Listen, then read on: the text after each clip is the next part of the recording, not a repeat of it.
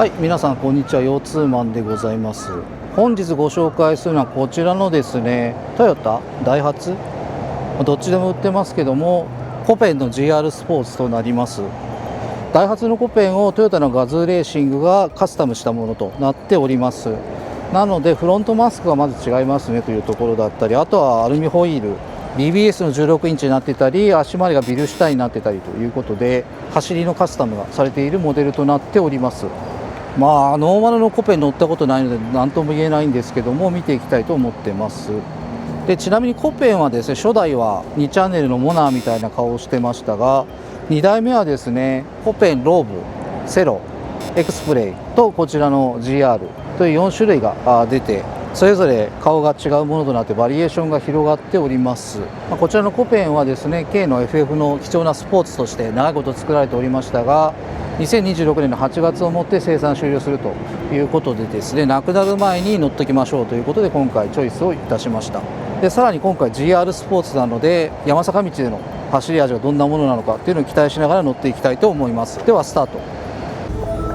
日陰で申し訳ないんですけども、フロントですね、なんかトヨタっぽくなったなというところですね。なんかこの起こったような目つきとか大きなグリルっていうのはトヨタっぽいなというところとなっておりますので、この辺は人の好みですね。私はセロ、コペンセロ、丸めのやつが好きですねというところです。サイドですね、こちら1000台ぐらい丸くてもいいかなと思ったんですけども、衝突安全性とかいろいろあるんでしょうけども、若干普通の車、普通のクーペっぽいスタイルになりました。であとですね、ビートぐらい低くてもいいかなと思ったんですけど、タイヤが今回これ16インチなんですよね。ということで、最近の車はタイヤが大きいということもあって、どうしてもこうなってしまうのはしょうがないのかなというところがあります。続いてリアスタイルですね。現行の3ナンバーカローラみたいなちょっとつり上がったヘッドライト、横長ヘッドライトになってますね。なんでこの辺トヨタっぽいかなというところ、もともと今回のコペンはこんな感じのライトになってて、先代の丸めとはちょっと違ってたんで、その辺をうまく使ったライトになっているのかなと思ってます。であとはですね、ここが、2本出しマフラーになっているということと、ここが塗装されたバンパーということで、かなり高級感がありますね。なのでこの辺石とか巻き上げて傷ついた時は怖いなっていうところはちょっとありますが、高級感はありますということで、今回こちらホワイトパールとブラックということでツートンカラーとなってて、なんでしょうね、なんか鳥っぽい、こういう鳥いたよねっていう感じのスタイルとなってます。メカニズム見ていきましょう。まずエンジンから、ボンネットのフードはグローボックスの中のスイッチを引っ張って開けます。この辺はオープンカーっぽいですね。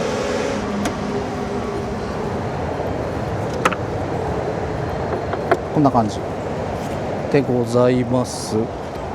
エンジンは KFDT、KF 型のターボですね。でトランスミッションは5速のマニュアルが組み合わされておりますね。ボンネットとかインシュレーターはなしということで、これはスポーツカーでエンジン音を効かせましょうということだと思うんですけど、ありません。ただバルクヘッドの部分はなかなか分厚いインシュレーターが取り付けられておりますという感じですね。はい、以上ということで戻しましょう。でこちらフロントを下から覗き込んだところですね。前半にカバー、エアロカバーみたいなのがついておりますが、奥の部分についてはむき出しということで、エンジンとトランスミッションが見える形となっております。サスペンションは、ストラットとなっておりますというところですね。で赤いスプリングが目立ちますねというところにスタビライザーがついているという形となっております。なんでこの辺も多分特別なダンパーになっていると思うんですけども、パッと見る限りではなんかメーカー名書いてあるということはないですね。はい、こちらですね、フロア下となってます。フロア下は特に不織布のカバーなどはなくて、普通に桁が張り出したフレームっていうのが見えるようになってます。で、ここですね、おそらく補強用のアンダーブレースがついておりますね。これボディ剛性稼ぐためだと思うんですけど、アンダーブレースっていうのがついております。で、こちらですね、後ろから覗き込んだところです。リアサスペンションはノーマルな東証ビームとなっております。ただマフラーはですね、2本出しのド迫力のものとなってまして、ただ実際乗った感じだとそんなに排気音はすごくなくてですね、なかなかジェントルな仕上がりになっているような気がします。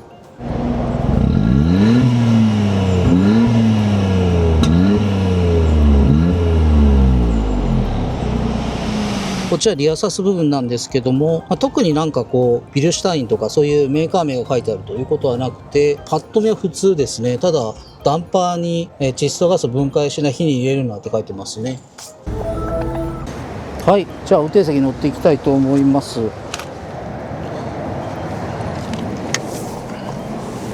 運転席はこのタイプの車としてはかなり乗りやすい方ではないでしょうか。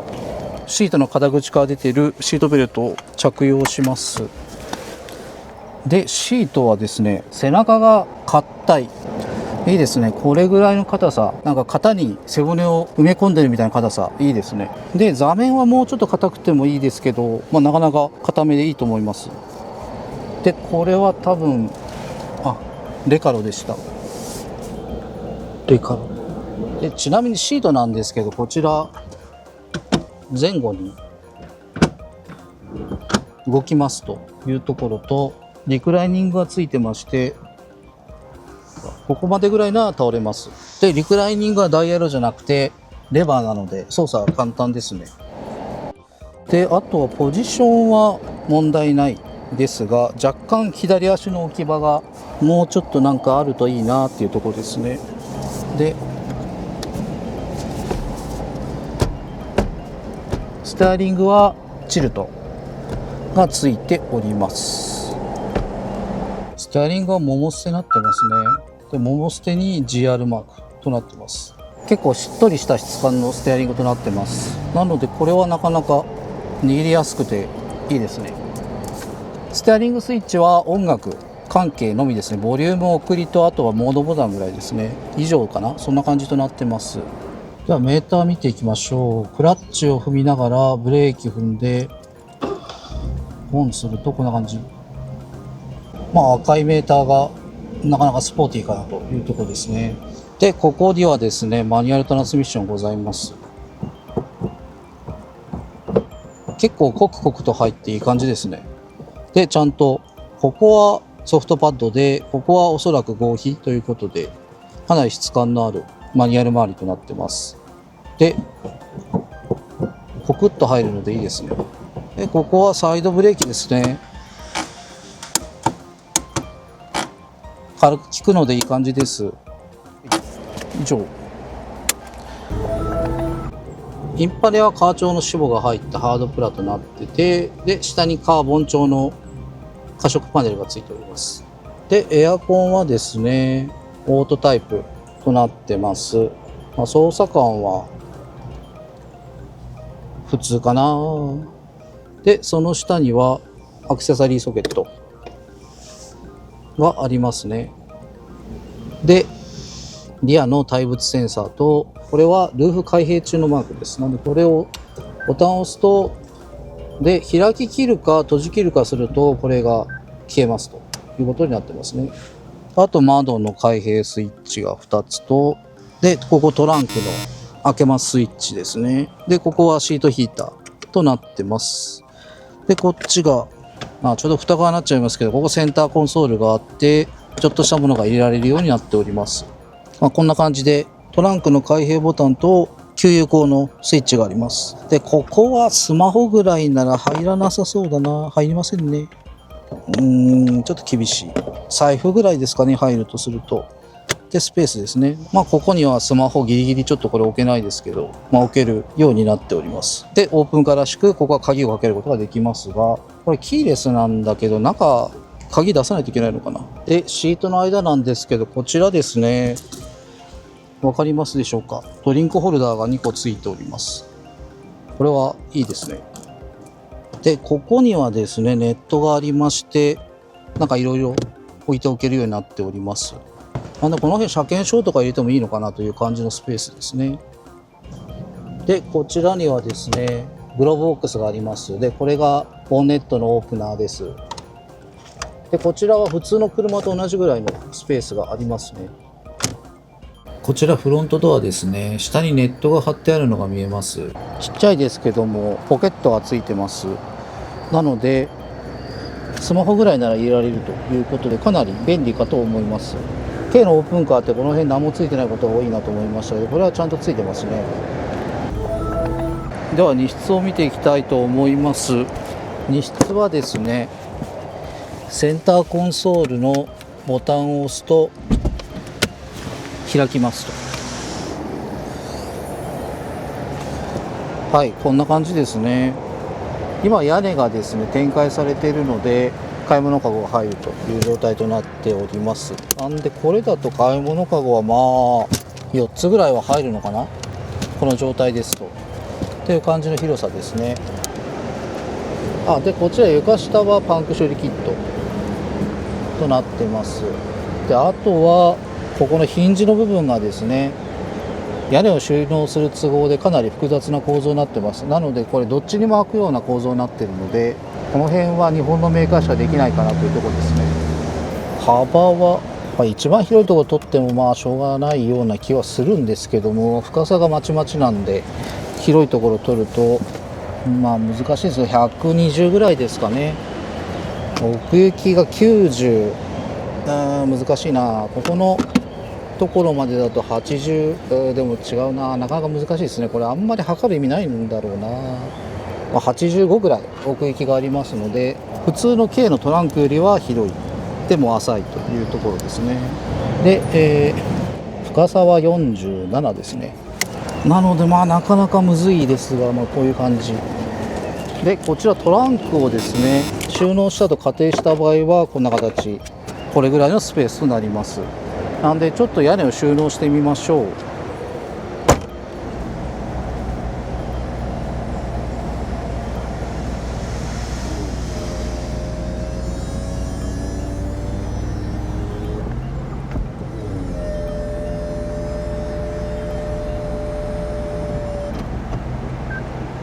こんな感じです。であとはここのロックを閉めれば終わりということでスムーズですね。でこの状態でトランクを開けますとどうなっているかというと、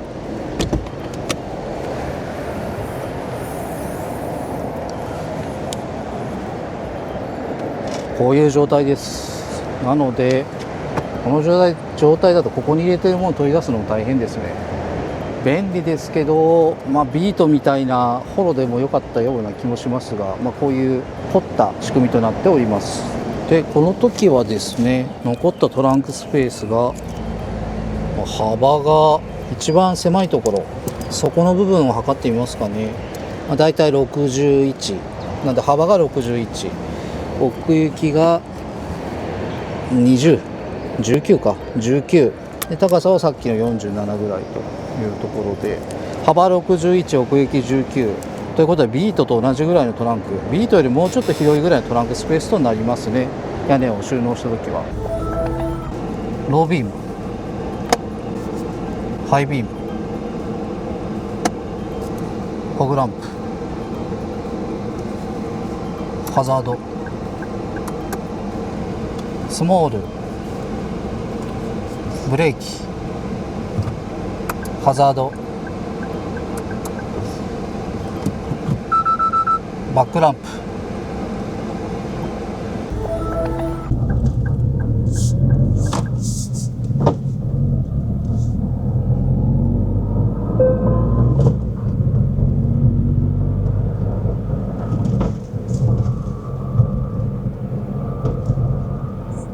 ギアは結構スコンスコン入りますね。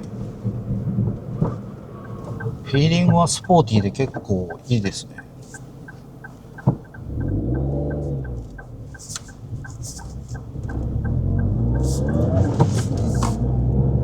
やっぱ軽なんで一足はちょっとショートですね、これは。ただギアは各シフトする間にコクンコクンっていうクリック感というか、各ギアのコクコク感があっていいですね。ブレーキは2割踏んだぐらいから効いてきて、半分ぐらい踏んでいくとググッと効いてくる感じ。で普段は8割ぐらいでいいのかな。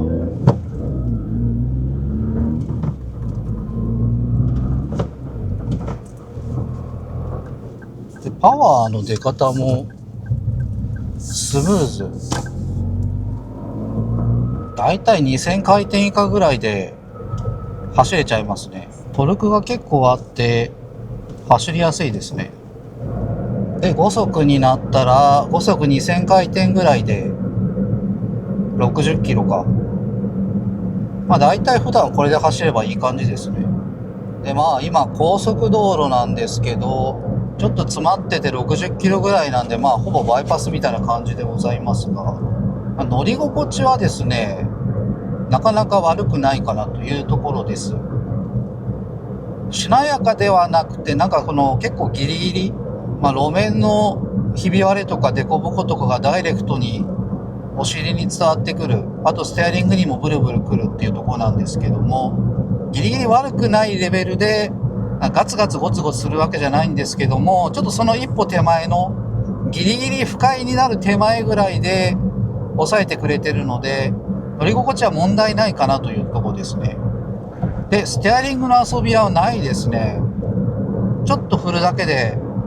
車が動き出すので、この辺りは結構スポーティーなのかなと思いますね。でこうやって段差乗り越えている時も結構ギリギリですね。シートが薄めだったりするのもあるし、足がスポーティーっていうのもあるので、悪くないギリギリ良い乗り心地っていう形になってますね。でロードノイズはですね、こちらは、背も低いし、フロアも地面と近いしっていうことで、ここは普通ですね。60キロ超えてくるとちょっとルーフのあたりから風切り音がしますけども、全然、許容範囲かなと。これは結構いいかなと思います。ただこう車線変更するときは結構最初がクイックだなというところがあるので、この辺はスポーツカーというかスポーティーカーという感じなんでしょうね。今渋滞でございますが、ギアがシュッコシュッコ入るので、クラッチもそんなに重くないですね。でもスイフトスポーツの方が軽かったかな。なんかほぼ同じぐらいの重さなんで操作しやすいです。なのでマニュアルですけども、この辺は楽ですね。やっぱりとっつきやすいといった車になってますね、こちら。こちらの GR コペンのウインカーはクリック感のある普通のウインカータイプになってて扱いやすいですね。で、狭い道です。こういう時に限って対向車が来ないということで、左前のタイヤの間隔はボディが低いからか把握しやすいですね。で寄せるのもなかなか楽だというところですね。じゃあ高速道路来ましたので、70キロ100キロやっていきたいと思います。はい、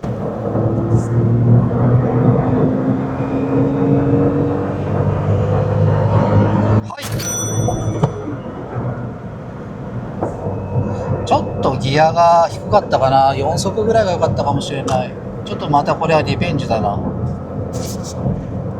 で今100キロで走っておりますが、非常に走りやすいですね、こちらの車。若干天井ルーフからの風切り音が目立つようになってきましたが、走行性能としては非常に走りやすいです。路面のこういうドタバタを拾いますけども、やっぱりこれギリギリ悪くないレベルの乗り心地なんで走りやすいですね。であとですね、いいのがですね、直進安定性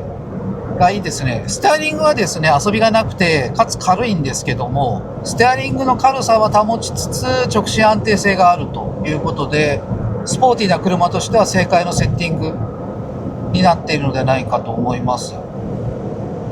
でこのまま今120キロに来ましたね。120キロはスピードはあっという間というか、スムーズに出ました。でこの時は乗り心地はですね、若干悪い方向に来ましたね。ガツガツしてきましたっていうところと、あとはルーフの風切り音がなかなか耳の右上の方でなんか渦巻いてるなって音がします。これはちょっとハードですね。なかなかステアリングも取られちゃうので、なかなか難しいかなというところがありますね。この辺は直進安定性とステアリングの軽さのバランスっていうのはちょっと取れないかなというところがあります。車線変更はしやすいんですけどね、やっぱり路面の凹凸に乗った時が若干怖いですねっていうところはありますね。なので巡航するのは100キロですかね。そこが一番バランスがいいと思います。はい、いつもの山坂道にやってきました。箱根なんで椿ラインでも行こうかなと思ったんですけど、あまりにも車が多かったのでいつもの場所にしました。というわけで走っていきましょう。ちょっと待ってね。この辺か。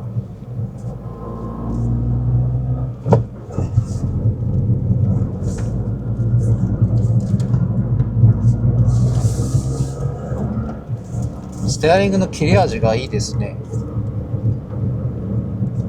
FR ほどでもやっぱ若干頭が重いので、そこら辺でハンドリングは気を使う必要がありますが、結構面白いですね。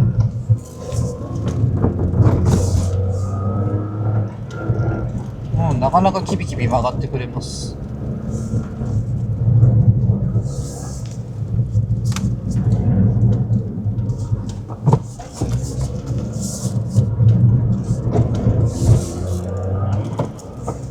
なんで上りは若干頭の重さを感じて、下道だともうちょっとパワーがあったような気がしたのになっていう感じがありますが、なかなか切れ味があって面白いのではないでしょうか。というわけで下りです。3速固定でいいかな。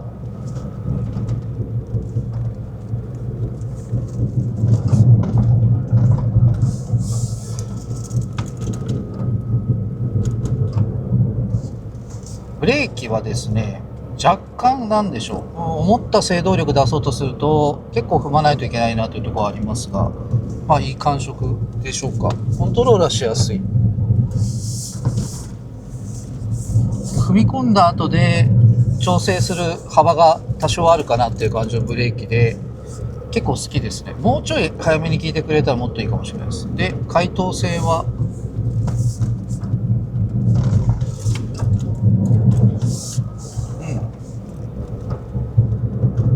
やっぱり若干頭が重いのかなっていうところがありますが、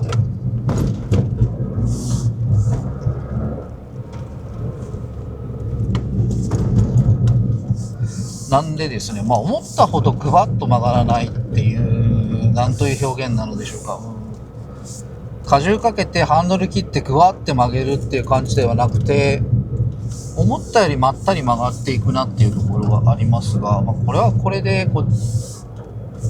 安定してていいのかな。意外と普通な感じ。ただロールはしてるんでしょうけど、あんま感じないというか、まだまだ限界高そうだなというところで、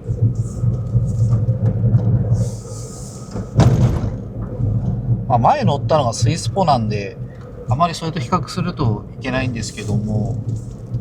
あれほどカミソリみたいなガバガバ曲がる感じではなくて、こっちは節度を持って曲がる感じがありますね。思ったほど荒々しくなかった。楽しく走れる。余裕を持って楽しく走れるかなっていうのはありますね。